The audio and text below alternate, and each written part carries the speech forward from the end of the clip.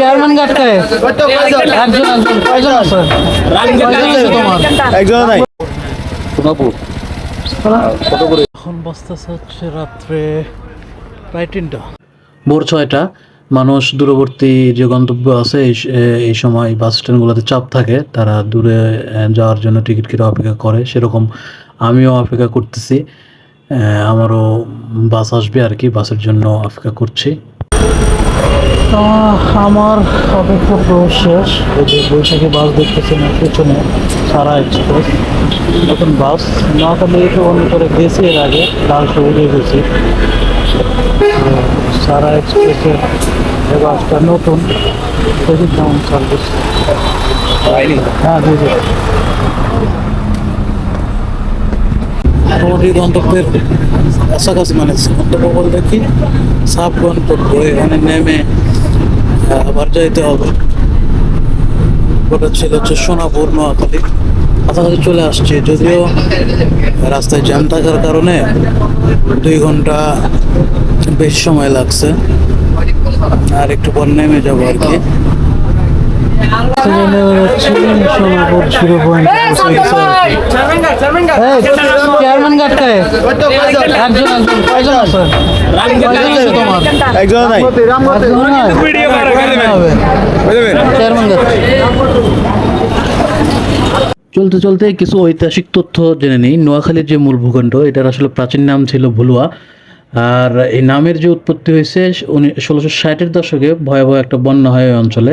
তো পানি নিষ্কাশনের জন্য একটা খাল খনন করা হয়, নতুন খাল। এই জন্য তারপর থেকে ওই নোয়াখালী নাম হয়েছে আর কি। আর হাতিয়া যেটা হচ্ছে, সেটা হচ্ছে মূলত বঙ্গোপসাগরের বুকে যে একটা দ্বীপ, আমরা সবাই জানি। আমরা আসলে ওখানে যাবো না, যাবো সুবর্ণচরের যে হাতিয়া বাজারটা। আর এই সুবর্ণচর নামটার পেছনে 60-70-80 বছর আগে হয়েছে আর কি। তো এই নামটার পেছনে আছে, এই বিশাল চর অঞ্চলে উর্বর আর সোনার মতো ফসল ফলায়, এই জন্যই আর কি এই অঞ্চলের নামটা সুবর্ণচর। তার শেষ আর কি। জায়গাটা ছিল হচ্ছে হাতিয়া। হাতিয়া শুনলেই মনে হয় যে ওই হাতিয়া দ্বীপ না, এটা হচ্ছে হাতিয়া বাজার, টাঙ্কি রাস্তার মাথায়। এটা মোটামুটি শেষ করলাম, এখন বেরোয়ার পালা। তো এই হচ্ছে জীবন, এই হচ্ছে চলাফেরা। সোনাপুর কত করে? 90 টাকা। চলেন চলেন, আর 80 টাকা। আরে চলেন ভাই, ভাই ইফতারের আগে তো পৌঁছাতে পারবো, তাই না? ইনশাল্লাহ। ওঠেন না, 80 টাকা করে ভাই। আচ্ছা ওটা আমি তাহলে হ্যাঁ একটু আমাকে একটু সুযোগ দেন, আমি বাজাতে একটা রাউন্ড দেবো। আচ্ছা আচ্ছা আপনার সহকারে মানে দেন, একটা রাউন্ড দেন, কিন্তু আমরা যেন ইফতার করতে পারি সোনাপুর যায়। আচ্ছা রানিং এ বাজারের পরে বাইরে হলে আমি রানিং ইফতার করার জন্য দাঁড়াইলাম একটা বাজারে। দেখা যাক কি আছে এখানে। এখন কয়টা বাজে জানেন? এখন বাজতেছে হচ্ছে রাত্রে প্রায় 3টা। আমি ফিরলাম সেই নোয়াখালীর হাতিয়া থেকে।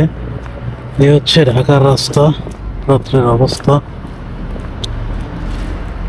দ্য সিটি, যেটা কখনো ঘুমায় না।